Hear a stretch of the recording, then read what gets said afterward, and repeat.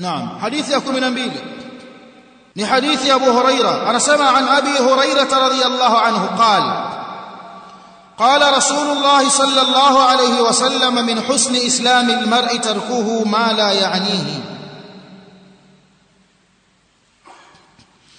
imepokelewa kutoka kwa Abu Huraira Allah amridhie qala amesema Abu Huraira qala Rasulullah amesema mtume wa Allah sallallahu alayhi wasallama min husni islami almar'i miongoni mwa uzuri wa uislamu wa mtu min ni tab'idiyya min ya baadhi min husni islami almar'i miongoni mwa uzuri wa uislamu wa mtu tarkuhu ma la yaanihi ni kule kuacha kwake mtu huyo yale yasiyomhusu.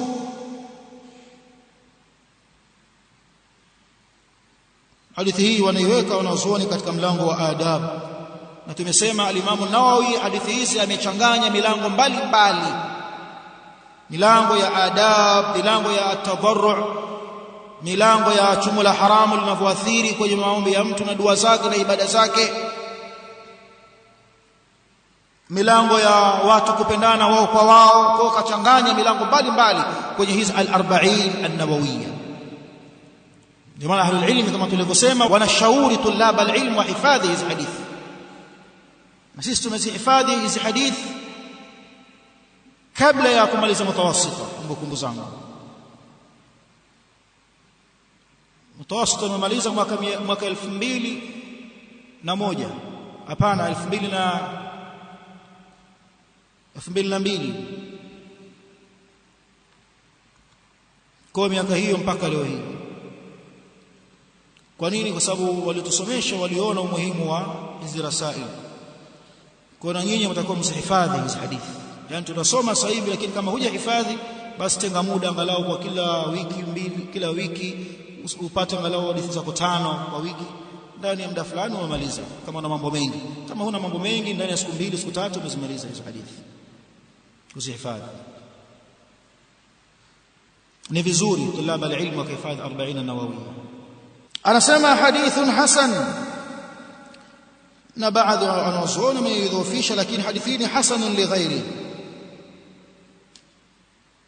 Wa illa al-Imam Ahmad na al-Imam Yahya ibn Ma'in na baadhi ya jamaa wa muhaddithin wanasema as-sawabu fihi annahu mursal, hadith mursal, lakini kwa kuwa ina shawahidi nyingine basi ikapanda daraja ikawa ni hasanun li ghairihi. Rawahu Tirmidhi wa Ibn Majah. Nini maana ya miongoni mwa uzuri wa Uislamu wa mtu ni kuacha kwake yasiyomhusu?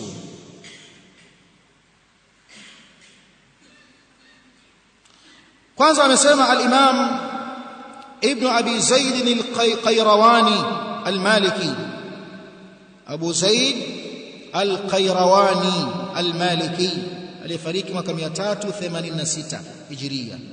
Akizungumzia hii hadithi anasema innahu ihda ahadithi 4 hiya usulul adab fi sunna.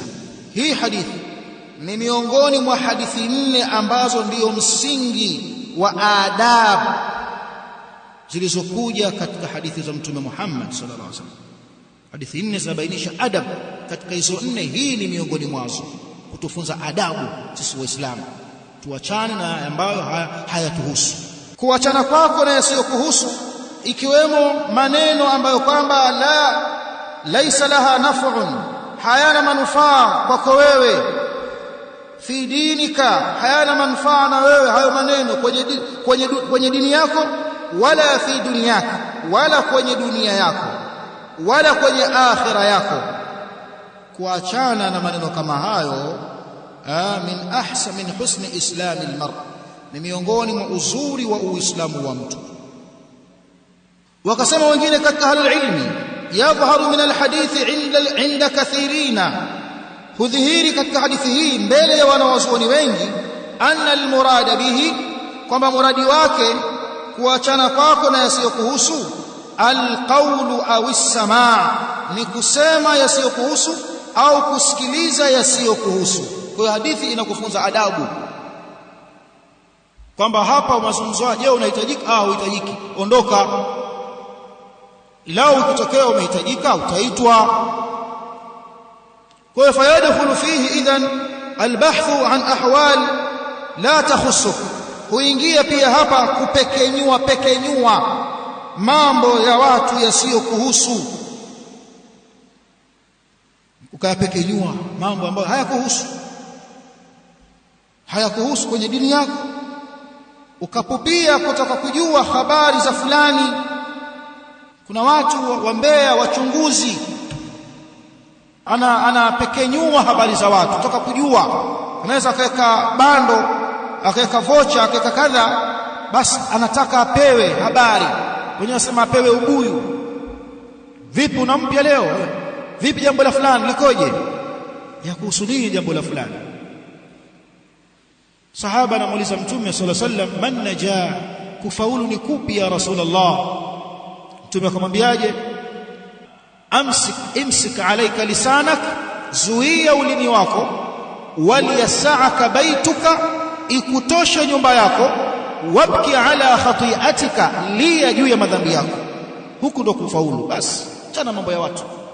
Wataka kufaulu, zuia ulimi wako, ikutoshe nyumba yako, lia juu ya makosa yako kwa Mola wako. Basi hii ndio an-najah, huku ndiko kufaulu. Sisi leo hatuko hivi, wallahi alazim. Wengi wetu tutapenda kuchokonoa kuyajua ya watu. Mwingine anakuja kwa sura kwamba ataka asuluhishe. Kuna nini? Kwani ilikuwa vipi hapa? Hebu tuambie wewe. Mtu anazungumza, bado zungumza hapa, tuko kwenye kikao cha sulhu, kwa hiyo zungumza yote. Sio kwamba amelenga asuluhisha, ataka kujua ndani yao hawa kuna nini, huyu afanya nini huko ndani kwake. Haya hayafai. Hadithi hii inatukataza, achana na yasiyokuhusu. Kufanya hivyo ndio uzuri wa Uislamu wako. Wewe hutaki Uislamu wako uwe mzuri? Nani ambaye hataki uzuri wa Uislamu wake? Kwa hiyo mtu anataka kujua habari za watu fulani, na amefanya nini na amesemaje, imekuwaje. Wanataja baadhi ya ahli ilmi, wanasema qad ru'iya ba'dhu as-salihin yatahallalu wajhuhu, alionekana mmoja wa watu wema huko nyuma, yatahallalu wajhuhu inda maradhi al-maut, ukiwa uso wake unatoa nuru mithili ya mwezi mwandamo al-hilal, yatahallal wakati wa maradhi yake ya kufa, uso unang'aa. Fasuila an dhalika, akaulizwa kulikoni, mbona mabadiliko namna hii, mbona sura yako iko hivi, wewe unafanya nini wewe? Akasema, ma min amalin awthaq indi min khaslatayn, hakuna amali kubwa ambayo mimi kwangu ina matarajio au naitarajia sana kuliko mambo mawili, huenda labda ndio hayo. Kuntu la atakallamu fima la yaanini, nilijiwekea utaratibu mimi kwenye maisha yangu kwamba nisizungumze yasiyonihusu. Kuntu la atakallamu fima la yaanini, nilikuwa sizungumzi mambo yasiyonihusu, unipate huko. La kwanza ni hilo. Wa kana qalbi saliman lilmuslimin, na moyo wangu ulikuwa salama kwa waislamu wenzangu. Moyo wangu ulibaki kuwa salama kwa waislamu wenzangu. Hakuna ambaye nilimweka kwenye moyo, hakuna aliyenikosea mimi nimenuia kumsamehe, amejua au hajajua. Niko salama moyo wangu kwa Uislamu. Sina chuki nao, sina bughudha nao, sina hikdi nao, sina kijiba cha roho nao. Wallahi ukifaulu kwenye hayo, ufaulu kwenye kheri. Si yule sahaba ambaye Mtume sallallahu alaihi wasallam akiingia, kabla ya kuingia anawaambia ataingia hivi sasa hivi mtu wa peponi. Nakumbuka ile hadithi. Akaingia sahaba mmoja, akakaa kwenye jilsa, darasa ikaendelea. Siku ya pili Mtume akarudia tena, sasa hivi ataingia mtu hapa katika watu wa peponi. Akaingia tena, pap, yule wa jana. Yeye mwenyewe hajui wazungumzwa yapi. Akaja mara ya tatu, siku ya tatu, ataingia mtu hapa, mtu wa peponi. akaja tena yule yule wa siku zile. Masahaba angalia walivyokuwa na hirs na mambo kama haya ya khair, wana hirs kutaka kujua kitu gani amekifanya na nini kikubwa mno huyu. Abdullah ibn Amr ibn al-As akaenda nyumbani kwake, bwana na shida, nitofautiana na mzee wangu, kulikuwa naomba hifadhi, mimi leo ni hifadhi. Kuna shida, lakini lengo anakwenda kumchunguza, sio kumchunguza kwa tajasus, kumchunguza kutaka kujua akifanyacho na yeye afanye. Masahaba walikuwa hivyo, masahaba hawakuwa wakitosheka. Bwana amelala Abdullah mpaka asubuhi ile bwana, wala hajaamka kwenye qiyamul layl. Siku ya kwanza, siku nyingine wala hakuamka kwenye qiyamul layl. Sana sana alikuwa akijigeuza kitandani kwenye godoro lake, anasoma tu adhkari afanya na nini basi. Siku amemaliza utafiti wake, akakaa naye akamwambia, mimi si kweli kwamba nimetofautiana na mzee wangu, bali mimi bwana nilimsikia mtume siku ya kwanza sisi tumekaa alayhi salatu wassalam akisema ataingia mtu katika watu wa peponi. Sasa hivi ukaingia wewe. Siku ya pili mtume akarudia tena yale yale, ukaingia wewe. Siku ya tatu mtume akasema yale yale, ukaingia wewe. Nataka kujua kipi kikubwa mno ukifanyacho, sababu kama qiyamul layli sijakuona ukaswali qiyamul layli. Ile bwana akamwambia, sina zaidi ya kwamba mimi silali napoweka ubavu wangu, ila kila aliyenikosea nimenuilia kwamba nimeshamsamehe pale pale, na lala niko safi wa moyo. Basi akamwambia, kwa hilo umefika kwenye daraja ulilofika. Kwa hiyo sio kitu kidogo. Huyu ni si sahaba, huyu ni kati baadhi salaf, kwamba mimi sizungumzi yasiyonihusu kwanza. Na kusema kwamba sizungumzi yasiyonihusu lina maana pana hili neno. Leo hii kwa tulaba alilmi, wewe nani mpaka utoe fatwa? Nani wewe mpaka utoe fatwa? Nani wewe mpaka uhalalishe na uharamishe? Nani mpaka uhizbishe? Kama yule hizbi, wewe ni nani? Una daraja gani? Umepima kwa vipimo gani juu ya hizbia yake? Umebainikiwa na nini? Tumeona vizuri eh? Bado talib ilm saghir, wewe ni talib ilm saghir, soma haya, yaache kwa wenyewe. Tunao mashekhe zetu hapa, lakini talib ana jur'a, ana ujasiri mkubwa kabisa, anahisbisha, anabidiisha, anasalafisha anapotaka. Wewe umeyazungumza yasiyokuhusu, sio daraja lako hili. Na huyo anayesema hayo, mpe Qur'ani juzu ama hawezi kusomea, ataisoma majakajaka Qur'ani, lakini mwamba kwenye kuyahisbisha watu na kuwasema watu, mwamba hana juzu moja kwenye kichwa chake, kachezewa na sheitani.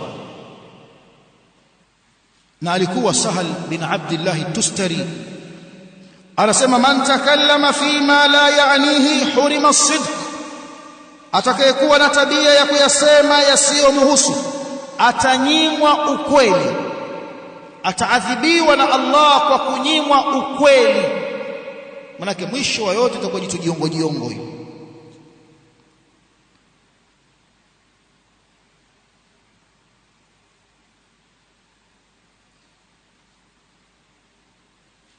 Na akasema maarufu al-Karhi anasema, kalamu al-abdi fima la ya'nihi khudhlanun min Allah, kuzungumza mtu mambo yasiyomhusu khudhlanun min Allah, hiyo ni khudhlani kutoka kwa Allah. Amenyimwa na Allah msaada huyo, amenyimwa nusra na Allah.